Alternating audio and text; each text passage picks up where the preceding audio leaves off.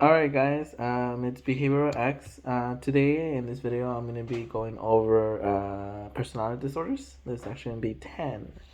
Um, and this information is going to be referencing the psychiatric mental health nursing concepts of care and evidence-based practice. I'll put further information on the notes.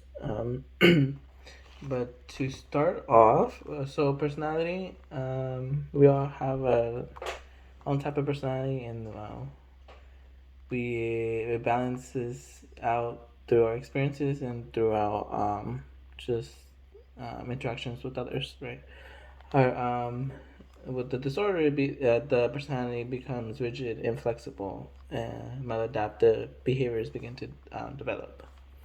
To expand on that, there has been divided into cluster A, B, and C. Cluster A includes odd and eccentric personalities, like paranoid, schizotypal, and then cluster B is more of a dramatic, and that includes antisocial, borderline, histrionic, narcissistic, and for the final subtype, it will be cluster C, anxious, and that will include avoidant, dependent, obsessive compulsive personality disorder. So I'll be stopping, talking about a little bit about each personality. Just go a little into some predisposition factors, that lead to this type of development personality, and common like behaviors or, yeah, like what they appear to present as. Like when you meet someone, you get like an initial impression of them. So this, I guess, would be in the sense, and with these type of personality disorders, this is what will be like seen and noticed. So starting with cluster A, let's start with paranoid. So it seems like genetics reveal higher incidence of paranoid personality disorder among with relatives, the first generation of schizophrenia. Also, individuals who have been subjected to parental antagonism, harassment, and neglect seem to get this paranoia settling in. And it consists of a feeling that everyone's out to get you, like the individual feels threatened by most people or just the settings and environment. Their sense of always being watched, persuasive mistrust and suspiciousness of others' motives are often considered malevolent. All right. Okay. So they just fear others, or they feel they have certainty that others are out to harm them with bad intentions. All right, so schizoid personality will be the next one I'll be talking about. In this one,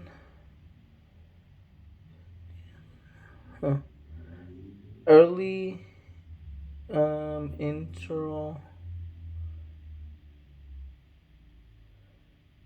from cold and sadness. Or early behavioral patterns in child development find themselves to be cold and unsatisfying. Like being in a social setting, like growing up, they don't get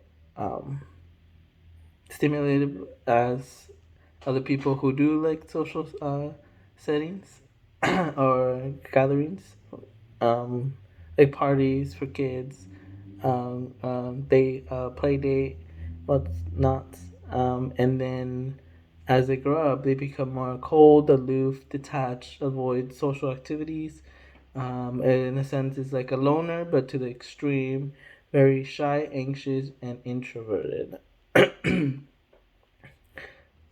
So very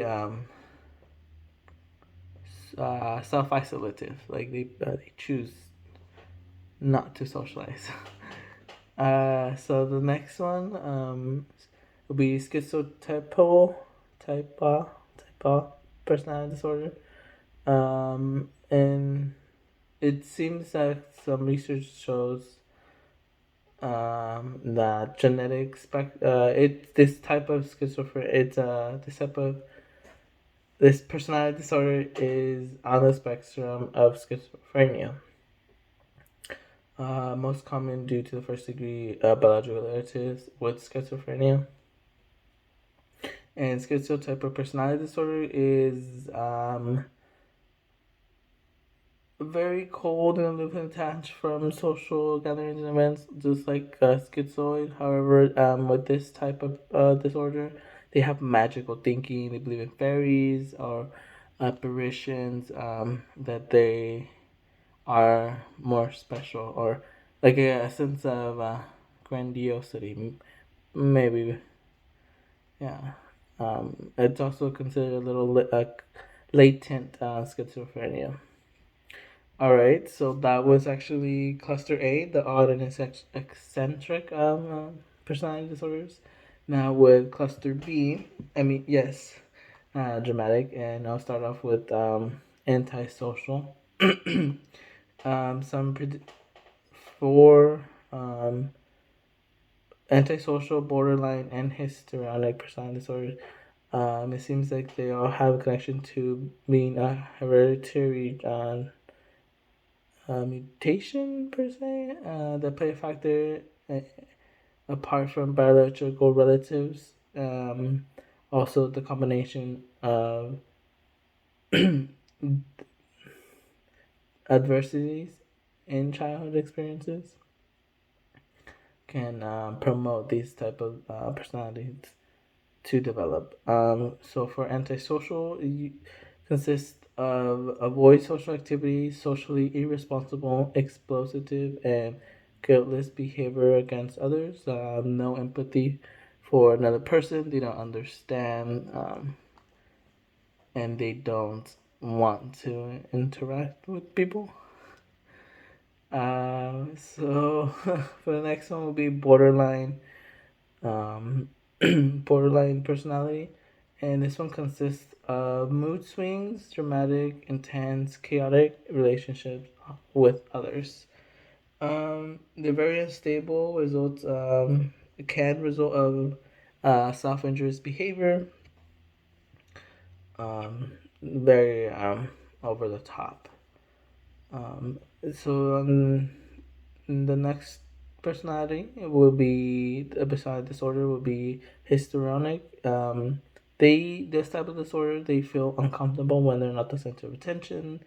Constant affirmation, approval, and acceptance from others is required. So like a follower, and in a sense not worthy because I'm not getting enough attention from others, or need the constant approval,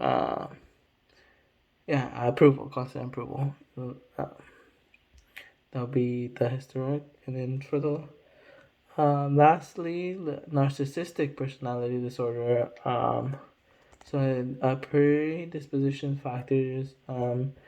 It was interesting finding out that it comes from a parent-child dynamic of either excessive pampering or excessive criticism. Once again, I'm referencing the psychiatric mental health nursing concepts care of evidence. And to continue, they imagine infinitely in self-sufficiency. It comes to the true sense of emptiness and contribute to the inability to feel inability to feel deep emotion.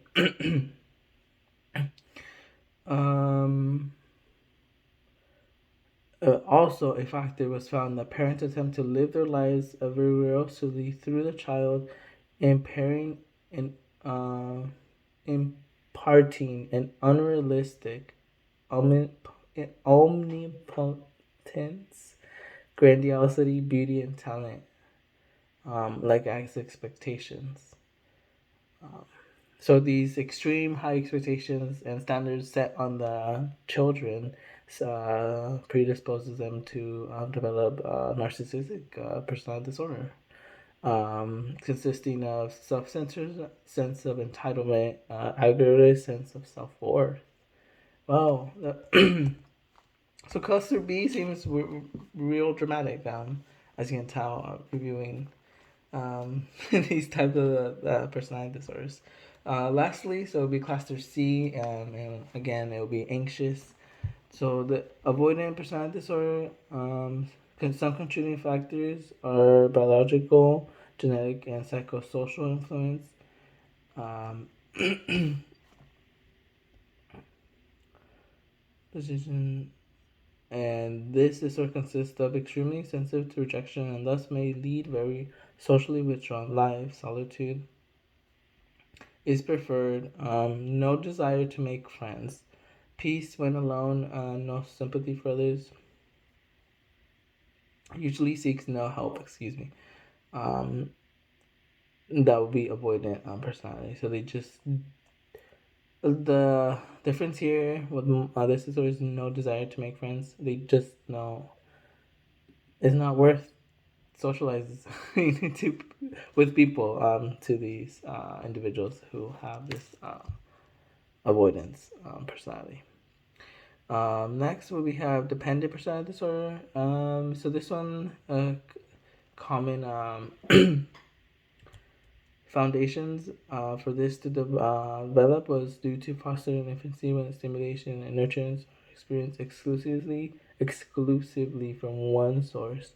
If it becomes attached to one source to the exclusion of others, depending just on one person, and dependency is reinforced, and part to throw in overprotection in the mix of feeling a sense of dependency on just one individual.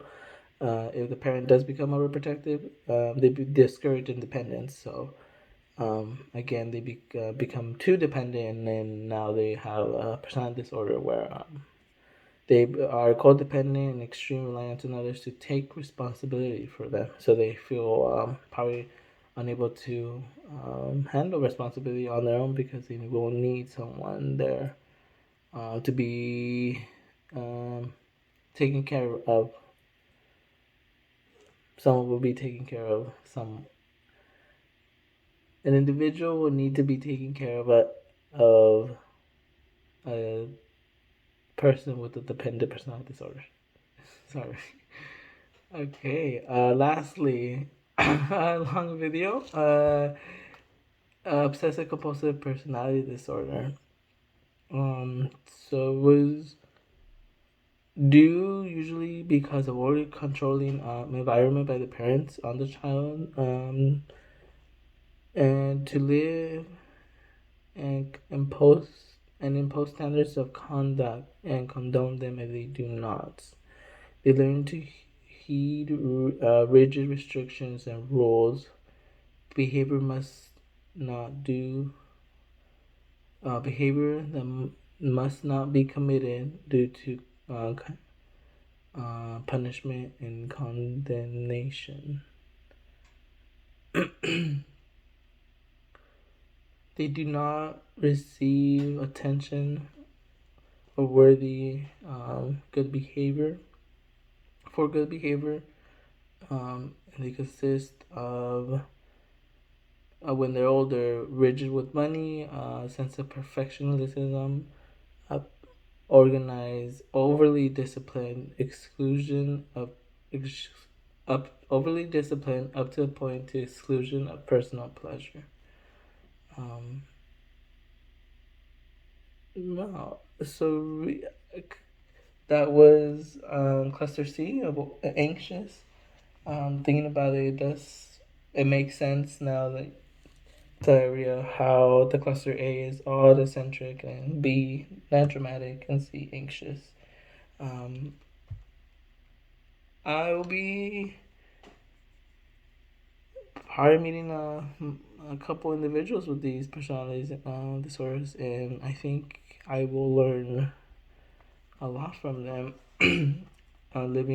Knowing a little more background of how they live their lives,